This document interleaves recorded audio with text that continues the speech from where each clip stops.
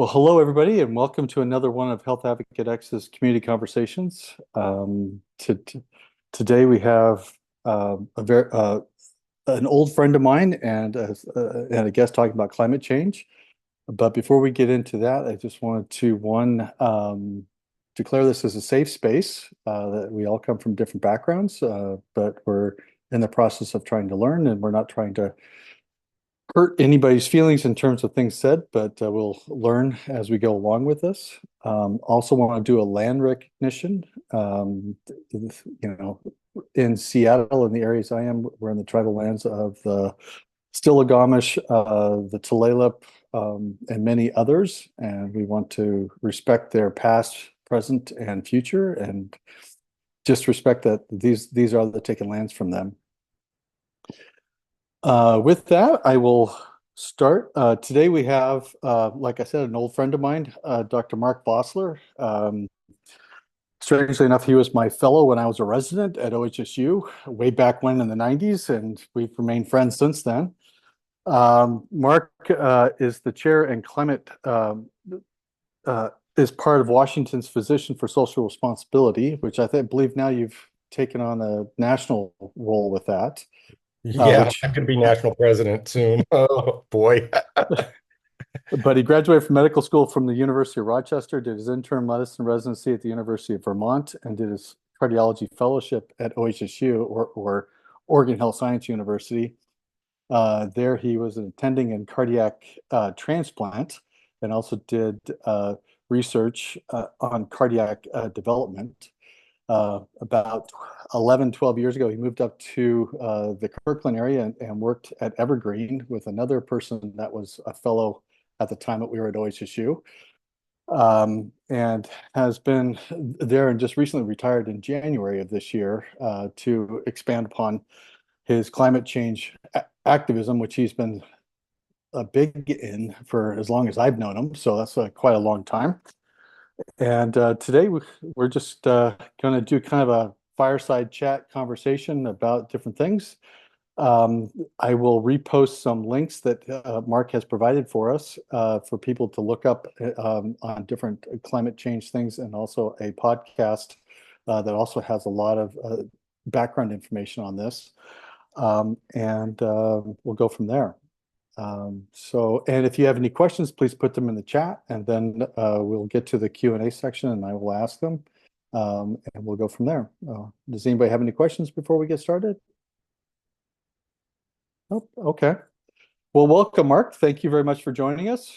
Thanks for having me. I'm really excited about this. So just, we've had many conversations over the years between cardiac stuff, who's the best guitarist in the heavy metal bands, and all the different things in the world, just to kind of throw some different things in there. But we never really have had a conversation about climate change, which I kind of was thinking back once I got you to do this.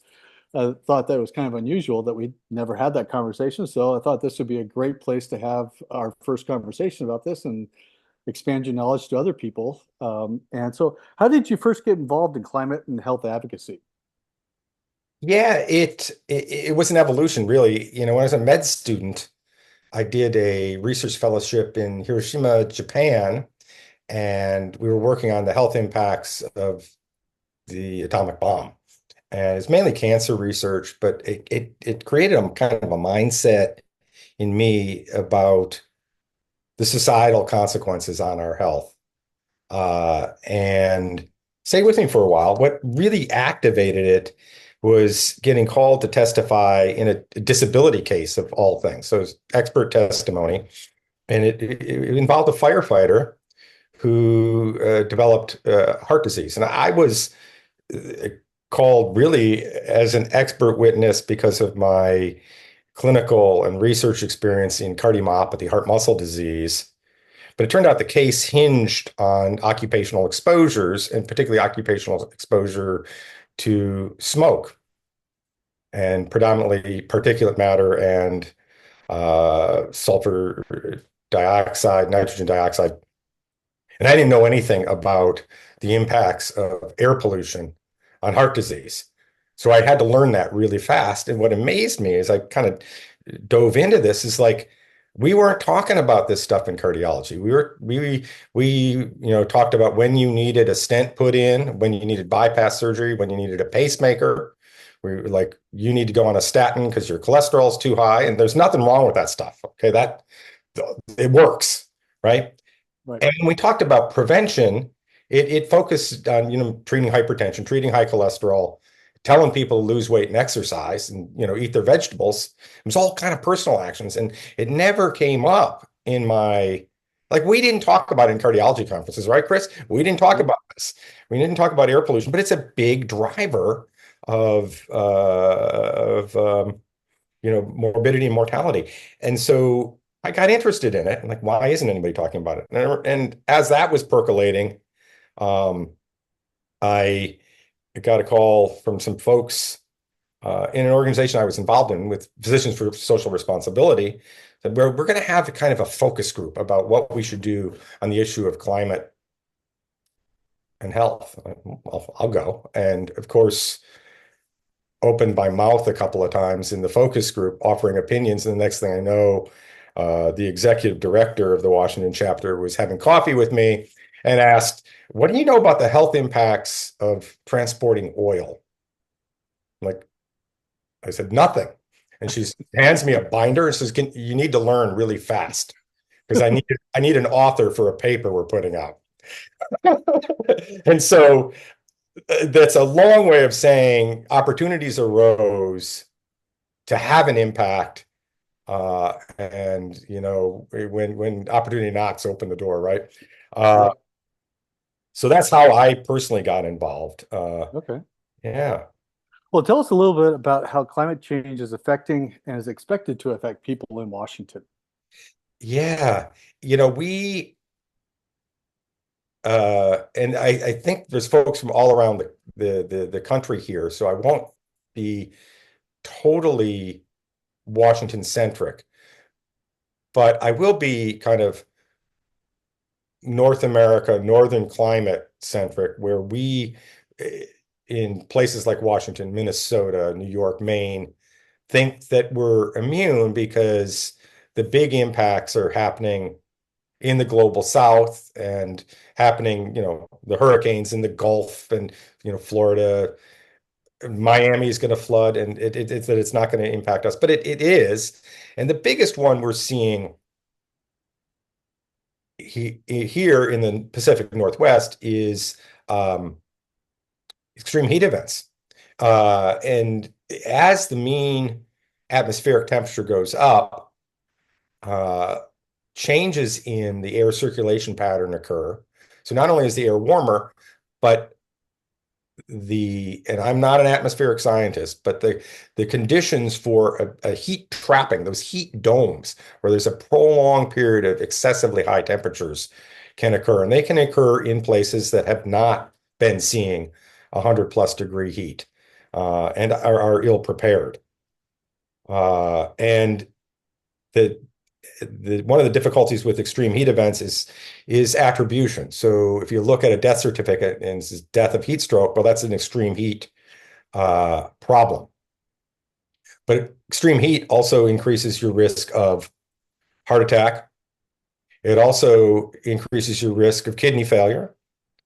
And people who are particularly prone are agricultural workers. So a young farm worker with any risk factors for kidney disease is extremely vulnerable during extreme heat. But in the death certificates, the kidney failure or the heart attack victim, or in hospital logs, the discharge diagnosis isn't going to be heat exposure. It's going to be kidney failure, heart attack. Another really big thing that's happening right here and now, that's harming people, particularly in the intermountain West and in the Pacific Northwest, California, is wildfires. And wildfires are, it's emotionally jarring to see your forests go up in flames.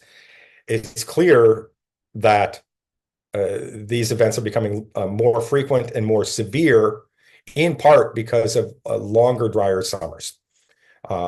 attributable to climate change. And there are complex issues. There's issues with how we've managed our forests, but a huge driver of the uptick in wildfires is climate change, and it's an air quality issue. There are dangerous levels of ambient air repeatedly through the summer months in regions that are prone to wildfires. And what's even more striking is that smoke is circulating greater distances because there's so much of it. So we've had events where a fire in Alberta has smoke in New York City. And this stuff is not going to go away. And the levels of pollutants that occur in the air from the wildfires, particularly particulate matter, are definite increased risk of asthma attack, COPD, heart attack, stroke, acutely. The other thing that we're likely to see impact us here locally in Washington is sea level rise, particularly where our native tribal lands along the Washington coast are particularly vulnerable to land loss. Another problem that we're seeing now and is going to get worse is toxic algae blooms. And that can be very damaging to fisheries, shellfish, and it's not expected that that's going to get better. It's expected actually that with the warming climate, those algae blooms will be worse. Then I think we're also going to see, which we're already seeing, is just a change in migration of insects and things away that Yeah, like dengue fever, which has primarily been in Central and South America, is now yeah, in the Caribbean, even in Puerto Rico, which is yeah, the most southern part of the United States. yeah. And now it's moving up. Plus, you're getting the ticks and things like that. They're moving because of the warmer summers and things. So we're getting more of these Lyme disease, Yeah. all Well, those diseases, in addition to this warming circulation thing. So exactly. The vector-borne diseases are spreading. Um, it's in some sense, it's rapidly spreading. We have not had dengue, in Washington yet, but Lyme will become prevalent here pretty quickly, and other vector-borne diseases will spread. And we we really don't have we're not set up to deal with it, I guess is the bottom line. well, that was going to be my next question for you: is are we prepared to deal with all of this? Yeah, no. The short answer is no, we're not. Let's use the example of the extreme heat, right? Areas are getting hit with these heat domes where most people don't have air conditioning. And uh, if you can't cool down at night, your risk of heat-related illness is a lot higher. And we don't have cooling centers. And even if we have cooling centers, you got to go out in the heat to get to one. We're not like, I don't think any city in North America is really adequately prepared to protect its vulnerable populations from extreme heat. Uh, we were talking about, the spread of infections. Our departments of health are tracking what's prevalent now. And we saw with COVID the ability of health systems to get overwhelmed with novel infections. I'm worried with the spread of vector-borne diseases and other kind of exotic infections that we're set up for epidemics, maybe not pandemics, but local outbreaks that are pretty severe of infectious illness. And we're not ready for that. And we haven't really shifted our, like, say, agricultural systems to deal with supplying food if the conditions for growing what we're used to are changing. So no, we're not prepared. Okay. And so, the health impacts of climate change and fossil fuels are not spread equally throughout the population. Can you tell us a little bit about who is most vulnerable? Yeah. Well, yeah, really, if you're older and have pre-existing health conditions, you're more apt to suffer the consequences of air pollution and extreme heat for sure. Uh, if you're a child, okay, you're more apt to suffer in part because you're developing, and exposures to toxins at a young age can have lifelong consequences. Also, in terms of the air pollution, your lower lung surface area equals a higher risk when exposed to, say, wildfire smoke. Um, it's also we see people with lower incomes are less likely to have air conditioning. Communities of color are apt to be redlined into areas that have poor tree canopy and have higher temperatures in the summer than affluent, predominantly white suburbs.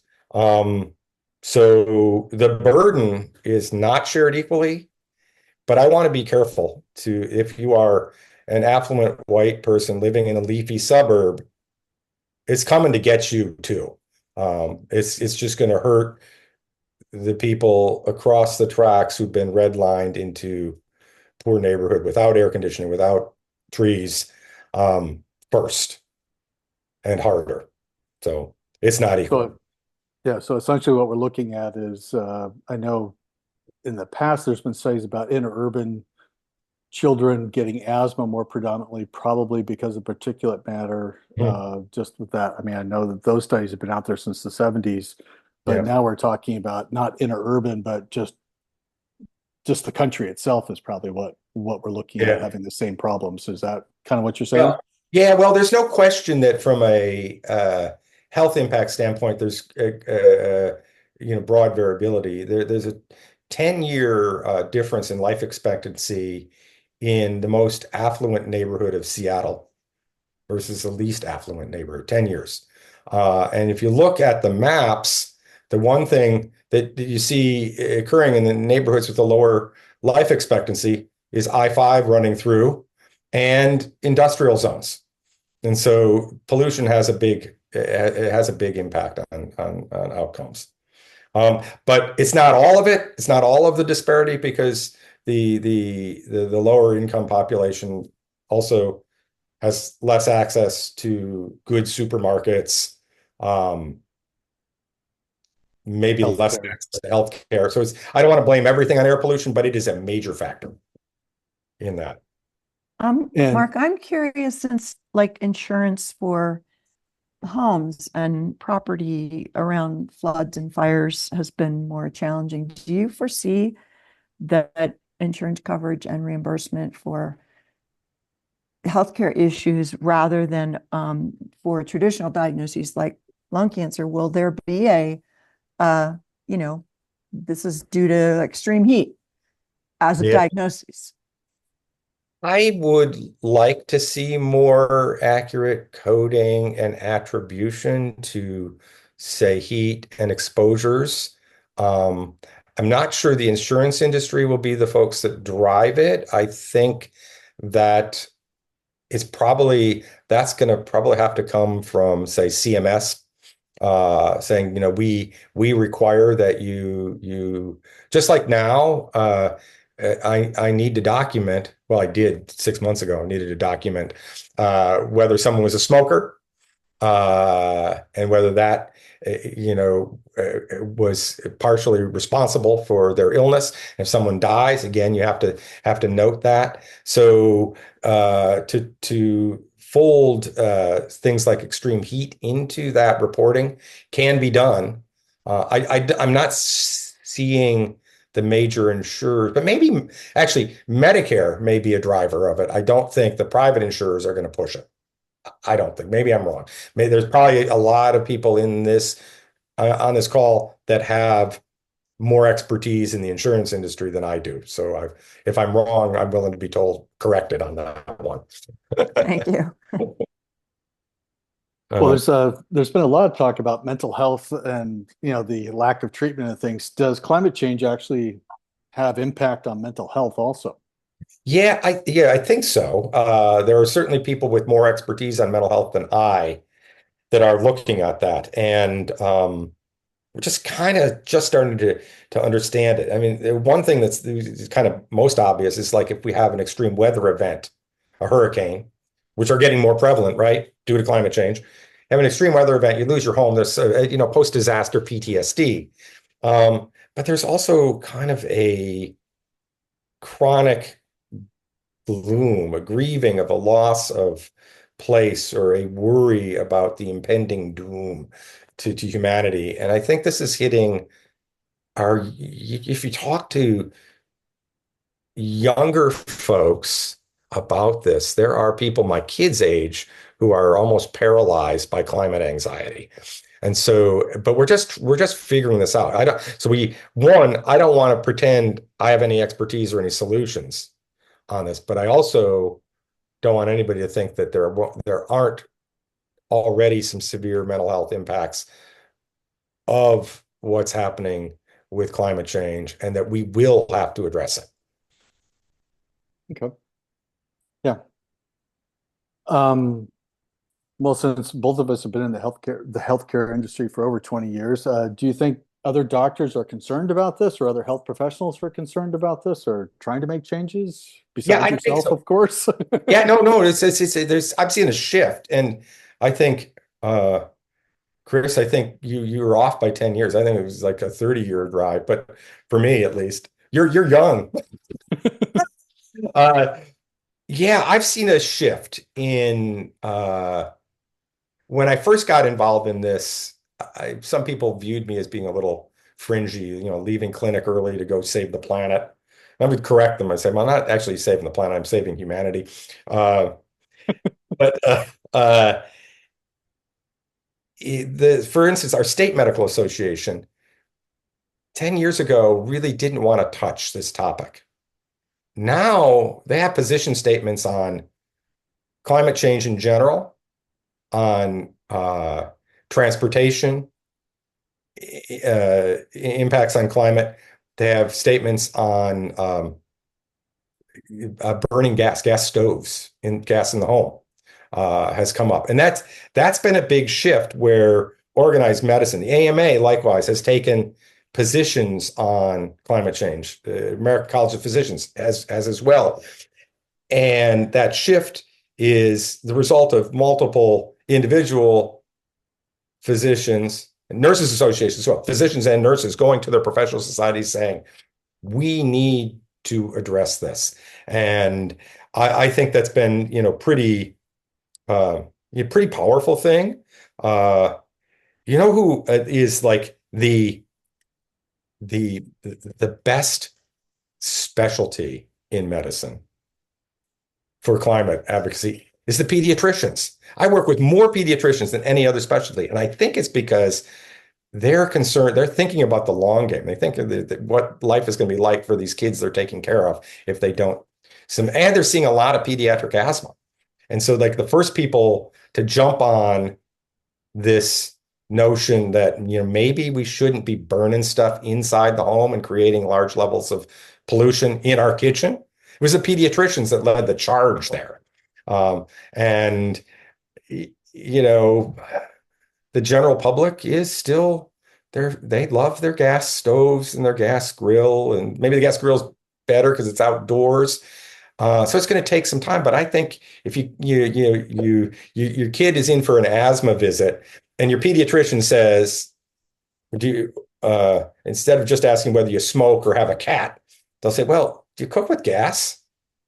And then that impact is going to start to roll. So as clinicians start to recognize the impacts of our fossil fuel use, and they share that in a non-political way with their patients, this is a risk factor as opposed to, vote for Kamala. That you see the difference, right? This is a risk factor. You ought to consider ditching that gas stove. That's where we're going to have some impact. Okay. And you provided me with a couple links, which I'll put into the chat here, which are non-political, but just good sources of information about this, plus a podcast. So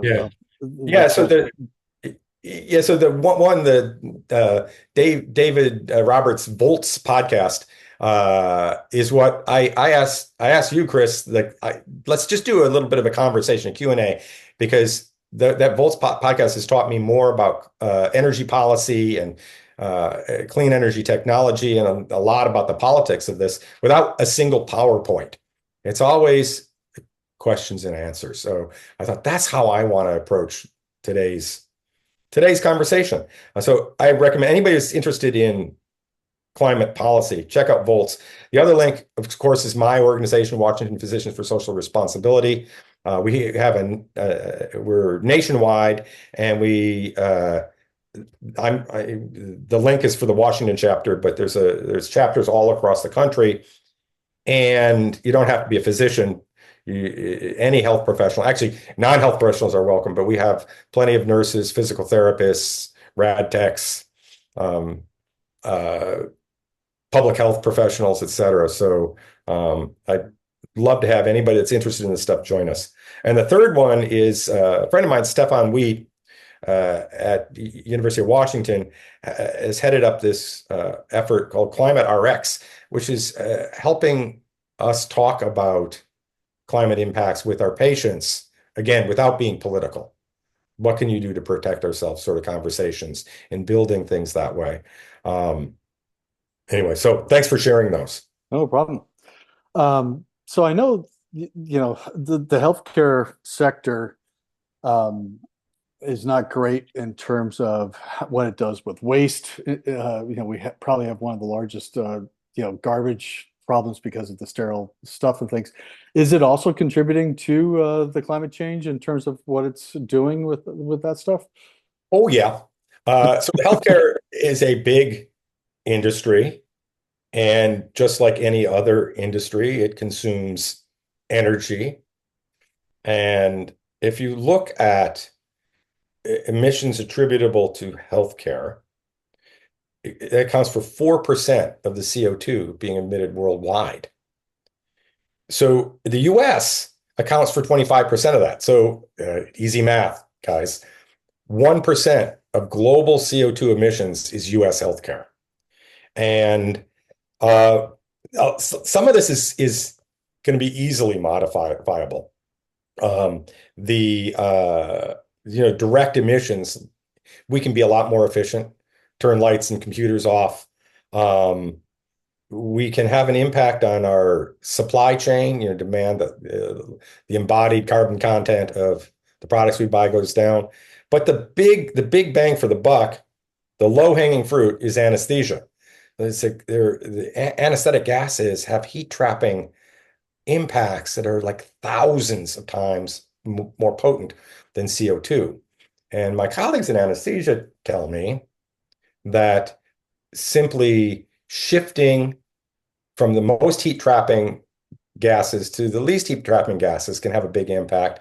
Changes on the flow rates of the gas, and having systems that the piping and stuff that's less leaky, you can remarkably cut down on the atmospheric impacts without changing your outcomes. And my colleagues at Seattle Children's did a great study where all they did was provide provider level data. So each anesthesiologist got feedback on their greenhouse gas impact. And guess what? Once you start providing feedback, and they all knew that this stuff is bad, the greenhouse gas impact went down. But what's really wonderful is post-op pain scores didn't change.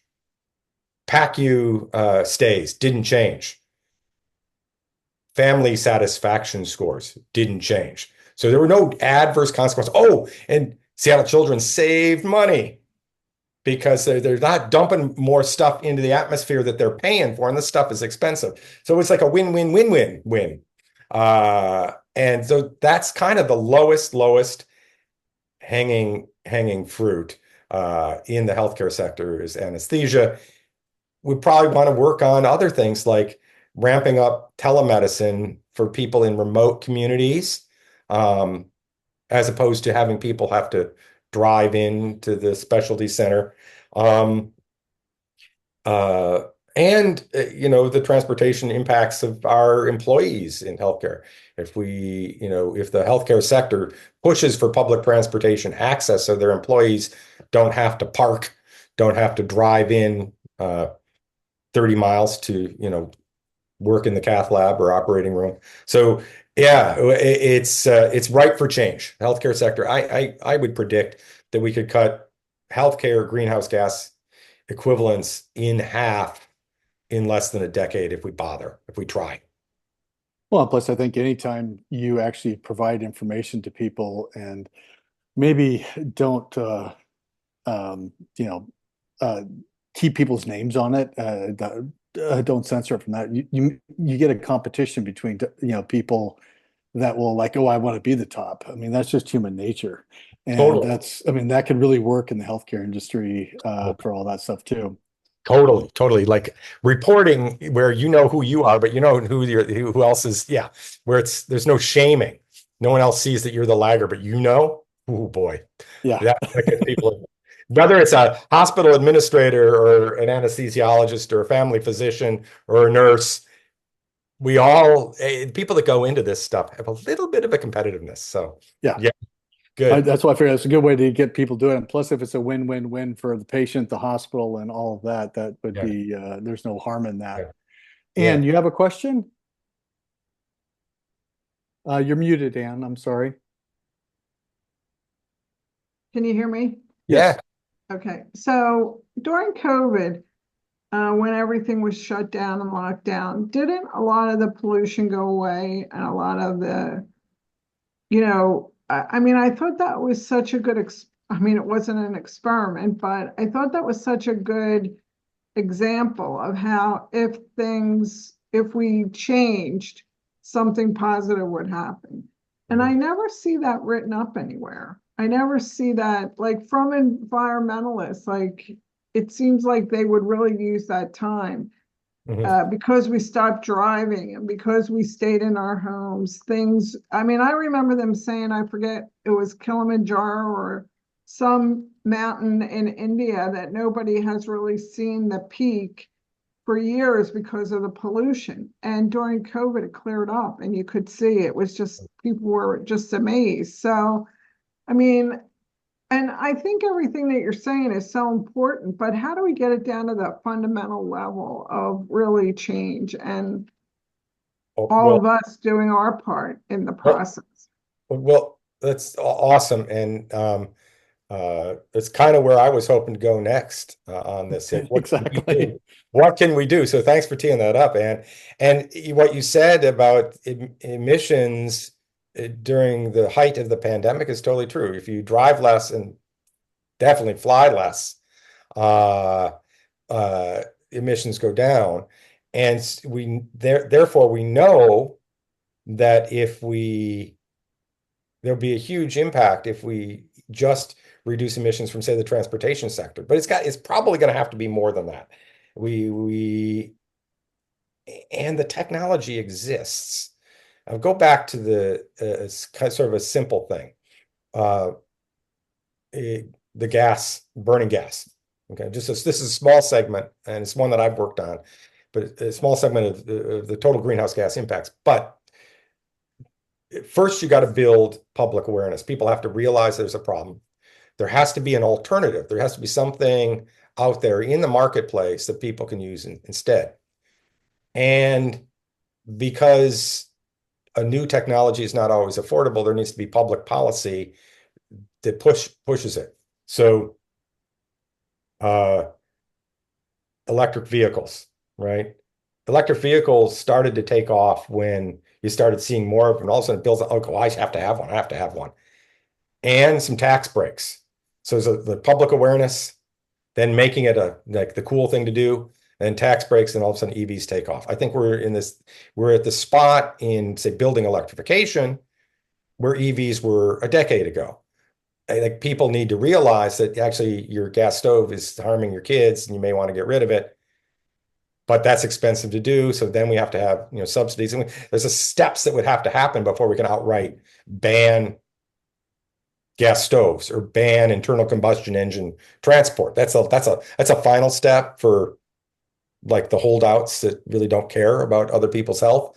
But the first steps are make people know it's a problem, make it easy for people to do the right thing. Where do health professionals is what's our role in healthcare? And it's honestly, it's talking about it. We are trusted, we are trusted messengers.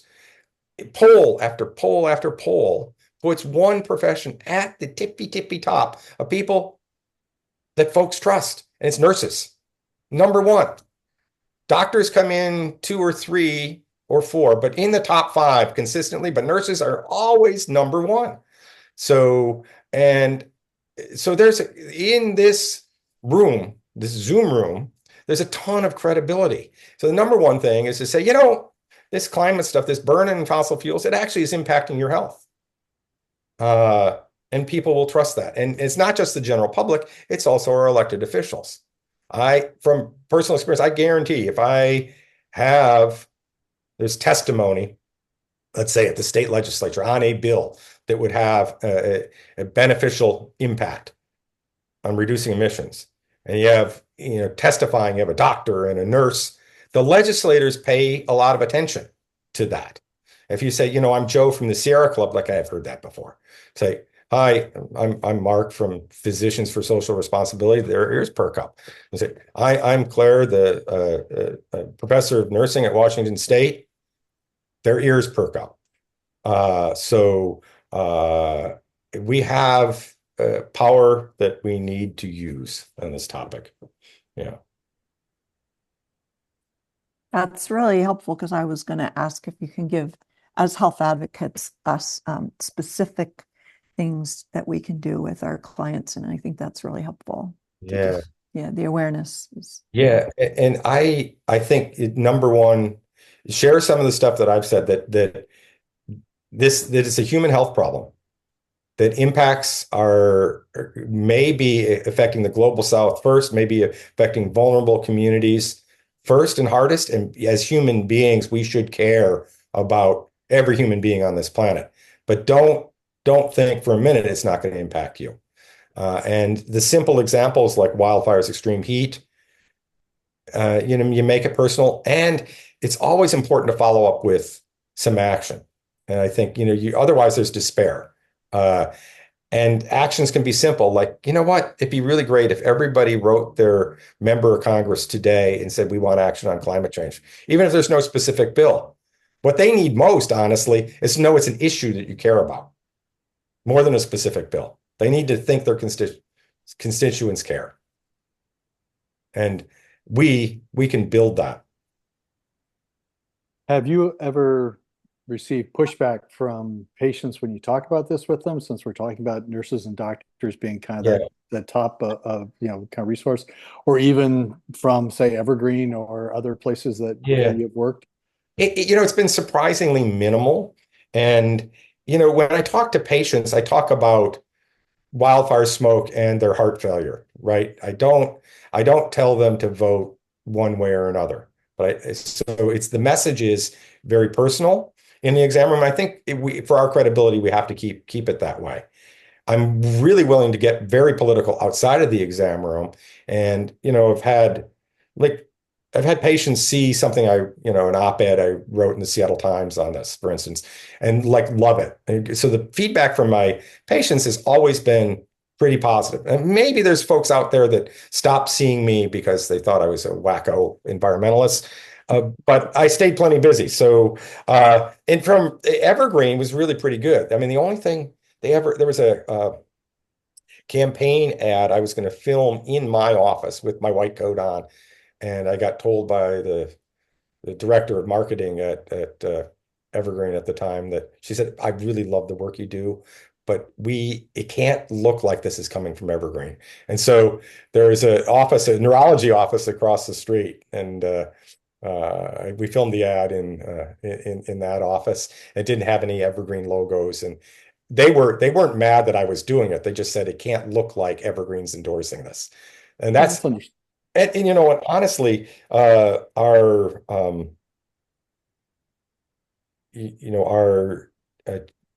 chief CEO at Evergreen is a Physicians for Social Responsibility member. So it's not like these guys, they're all pretty supportive.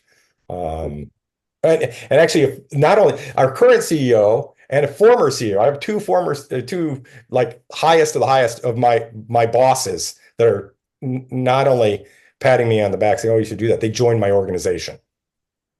Well, that's great to see. I mean, because at least that shows that it's not just, because businesses do need to get involved, Right, right. as we know, and all that's, yeah. So it's good to hear that. Yeah. There's a question here from Mary Ann. If you could give a link to the study for the Children's Hospital about the change in anesthesia, is that something, or is there a It link? is. I can dig it up. I don't have it right at hand. It's Project Spruce. I can. I can. It's going to take me a little moment or two to get it for the chat. So I'm That's fine. happy. You can just send it to me and we can send it out as we put this up on the web, and there's a note section there that we can put that in there. And Yeah, I'll do that. I can. It's just going to take longer than I want to take right now for me to Yeah. access it and put it in there. But it's an easy read, published in a peer reviewed journal, and you just the abstract says it all. But yeah. Okay. And then KW is asking for some suggestions that we can do for on an individual level to protect our health given this situation of climate change and where we Yeah. are. So yeah, certainly, we're really talking about personal adaptation to what's already happening, as I'm understanding the question. And I guess two most important things would be in the home, air filtration and cooling. And it's not cheap. And I'm hoping that folks, as their gas boilers hit their last legs, shift to heat pumps for heating and cooling, because heat pumps can do this very efficiently. And there's the added benefit of not only using way less total energy to keep your home warm in the winter, there's the added benefit of protecting you from extreme heat. Plus, if you're putting in these sort of systems, you can add filtration to get particulate matter out, like say when there's wildfire smoke. So if I were going to take some individual actions, building electrification and weatherization would be your big personal bang for the buck. The problem is this stuff isn't cheap, right? If you already have let's say you put in a gas furnace 2 years ago, and now you're looking at thousands and thousands of dollars for a heat pump, it's bad timing. But I can't state enough that synergy for your personal health and for doing something about your carbon footprint all in one with building electrification. That'd be my number one. Okay. More important than putting up a solar panel or driving an electric vehicle. Yeah, which I'm cool with that. Those are fine, but it's not going to do that much for your own health. Yeah. And just so you know, Nancy put in the link for the Project Spruce, so you don't have to. Thank you, Nancy. Awesome. Nancy, were you involved with that, or you just Googled it? I just Googled it. Oh, awesome. Thank you. Thank you. I would have done it, but I want to be able to take people's questions. And I know. So yeah. The lead author, Liz Hansen, she's just fantastic. She's also a member of Physicians for Social Responsibility. Let's see how that goes. So yeah, are there other questions in the chat? Not at this moment. Does anybody else have any questions or comments that we could ask Mark? Or Oh, I see one that I would like to take on. sure. So switching. Yeah, this is a big one. And again, I'm not an energy grid expert here.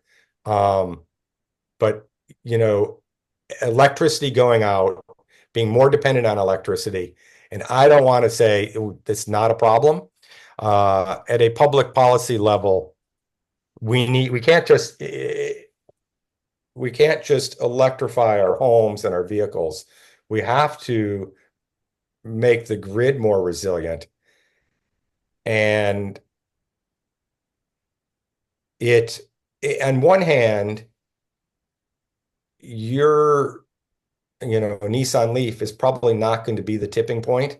Your induction stove is probably not going to be the tipping point. And we're probably not going to ramp that stuff up fast enough that by itself, electrification is going fast. But if we fail to improve our transmission capabilities, that will happen. We will overwhelm the grid. The thing that's the sector that's going to swamp us is tech. So with things like, Bitcoin mining and AI, that uses a lot. These data centers use a lot of electricity. And if we don't supply those with renewables, and even more importantly, ramp up our long distance transmission, and this is like kind of wonky stuff for a cardiologist to be talking to you about, but if you're going to take one political action today, then one personal action, put in a heat pump if you can afford it. Then one political action, write Congress and say, you know what? Pass a real permitting reform legislation so we can build long-range transmission, and not that crappy mansion bill that was just a giveaway to the fossil fuel industries. But let's put some wires up. So yeah, I hope I wasn't going off on a tangent, but no, it's okay. But the other interesting thing recently that I read, talking about electrification of the country and things. There's a big search for rare earth metals for the batteries and things of that. We're now scouring the floor of the oceans, looking for those things, but it's also affecting what they're calling dark oxygen, which is a term I've never heard before. But basically what they're finding is that these rare earth metals are causing the oxygen in the water in the deep parts. It's oxygen that doesn't come from photosynthesis. So it's kind of an interesting concept that we could actually deoxygenate our oceans looking for more rare earth metals. Deep ocean mining is probably not a great idea. The hope, like the oceans are vulnerable, and we get a lot of our the protein that keeps human beings alive from the oceans. We don't want to screw up that great food source. On the total impact of mining, if you look at things like copper, lithium, rare earths, cobalt, there's a shift in the technology toward, interestingly, things that are really readily available, like sodium. Lithium's really recyclable, and so the mining, the extraction that is going on in the fossil fuel industry is continuous, right? You burn that product that is extracted in the process. You mine lithium, you have it, you're tapping the energy from the sun to charge these lithium ion batteries, and then when that product wears out, you can take the lithium out of the product and recycle it very readily. So I don't want to say mining's not going to be an issue, and that we really want to be cognizant of health impacts on the communities proximate to mining sites, for sure, absolutely. But in terms of the health harms from extractive industries, nothing comes close to fossil fuels. Look at fracking, right? You look at fracking. You do this. You bust open some rock to get out gas or oil, and then you dump pollutants that you're not required to report. So you don't have to know what's in that fracking fluid, but it's probably bad. You dump that stuff into the groundwater, and then the local communities have upticks in cancer. Great. Oh, okay. Then you take that product that you busted out of the rocks and you have it transport down pipelines where it can leak into the air. And you have a whole bunch of methane go up, which is 85 times as potent at trapping greenhouse gases as CO2. Oh, and then, hey, added benefit, cherry on the top of the cake, you burn the stuff to generate electricity and you dump CO2 into the atmosphere. And so, I am deeply concerned that we figure out ways to supply ourselves with lithium that do the least harm. But the harm, we don't want to forget that what we're up against is this incredible harm to human health from fossil fuel use. Well, and KW has a comment. Much of the messaging from the 70s regarding the Earth has been ignored. It's amazing, given the climate crisis, that people aren't seriously looking at volunteering to, that people are not seriously looking at voluntarily reducing having children. So, I think that's happening. Maybe it didn't happen with those of us who are in our 40s through 70s, but my children's generation, I'm seeing and it's been reported on, so I don't think it's just my kids not wanting me to be a grandfather. Yeah, concern. This is part of that mental health thing that we're just scratching the surface with.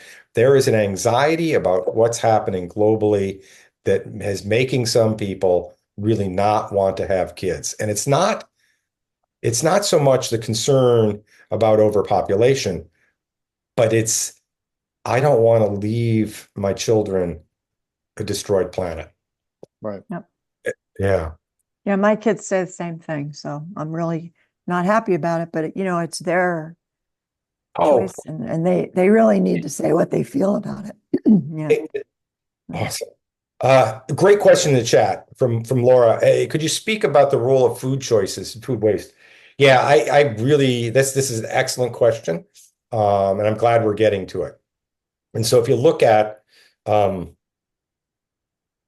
the Project Drawdown, where they ranked things that we could do as a society that would reduce greenhouse gas impacts. Agriculture ranked very high, and two big things: plant-based eating and not wasting food.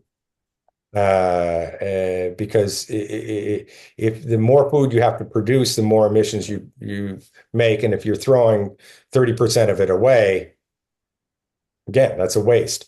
If you look at the greenhouse gas impact of foods, you go from red meat, super high, and other animals a little lower, chicken fairly low, seafood lower.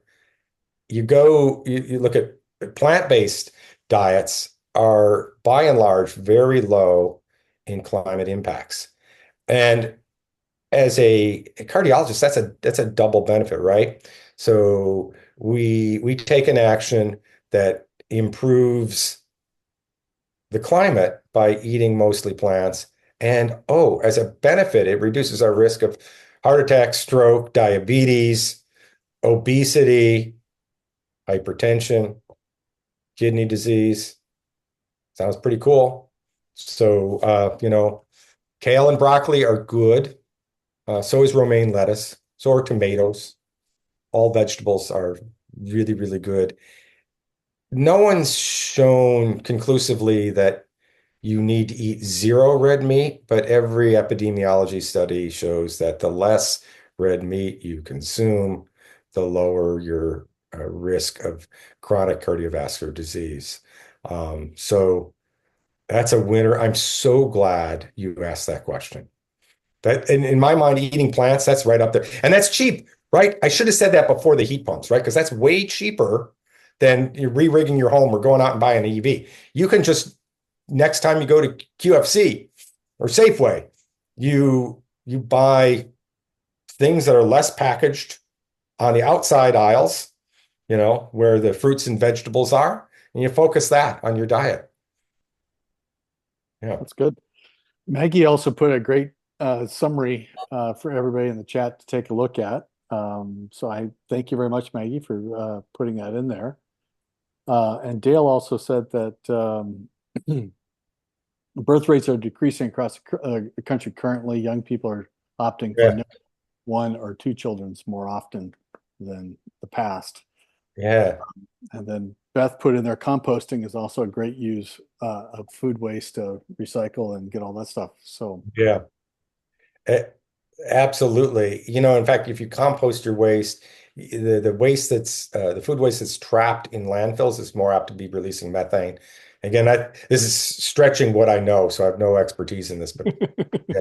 And I'm glad that Dale Reisner agreed with me on the decreasing birth rates. I think, Dale, aren't you an obstetrician that does some yeah, fertility? she's an obstetrician that Okay. does yeah. Way more credible than a cardiologist's like impression of his kid. So Yeah. thank you, Dale, for chiming in. But, and you are right. Some of it is cost of living, but it's more concern for the planet that's being left to their children as they grow and become adults and so on. And I think that it's evidenced really well by some of the very vocal environmental activists that are young people, children even, that are speaking up because their parents don't get it. So this is a great conversation, especially around health effects. And I think so many of the action items that you've talked about, Mark, and others have added are things we all should be looking at doing if we're not already. Yeah, absolutely. Yeah, I would thank you, Dale. I would really, again, to summarize the points that I wanted to get across. It's real. Climate change is real. It is human caused. It's having adverse human health impacts right now, and those impacts are going to get worse if we don't do something. That the most important thing to do is to talk about it. And as health professionals, we have a unique voice that gets listened to both by elected officials and the general public. We have to shift opinions on this before we shift policy. If policy gets out ahead of public opinions, it will get voted down. We also can make some changes in our personal sphere that are high impact. And the two biggest ones that we talked about are how you heat and cool your home and what food you eat. And I guess I would, from a climate impact, how you cook that food isn't as important, but in terms of the air quality in your own home, what you use for a cooktop does make a huge difference. So going to electric cooking. Yeah. And then, you know what? If you're, excited about this, get off this call your member of Congress and say, I want you to do something about climate change. Simple message. I am a health professional and I care. All right. That is perfect. Thank you very much, Mark. Thank you. Are there any other questions that people have? Otherwise, we're getting at time right now, and I want to respect everybody's time. Mhm. Okay. Well, thank you very much, Mark. It's been a Yeah. wonderful conversation. And just to let everybody else know, we have a couple of things coming up with HealthAdvocateX. In September, our community conversation is going to be on Ozempic and the weight loss drugs of these GLP-1 inhibitors. So I think that's a very interesting topic that will be there. And then also we have a case review, which will be presented by Melina for people that know Melina. And then also in September, we have the patient advocacy conference that's being held in Las Vegas, which we recommend people to go to and the sort. So I will say thank you guys for being here, and we'll see you Thank you, next Mark. time. That was great. This was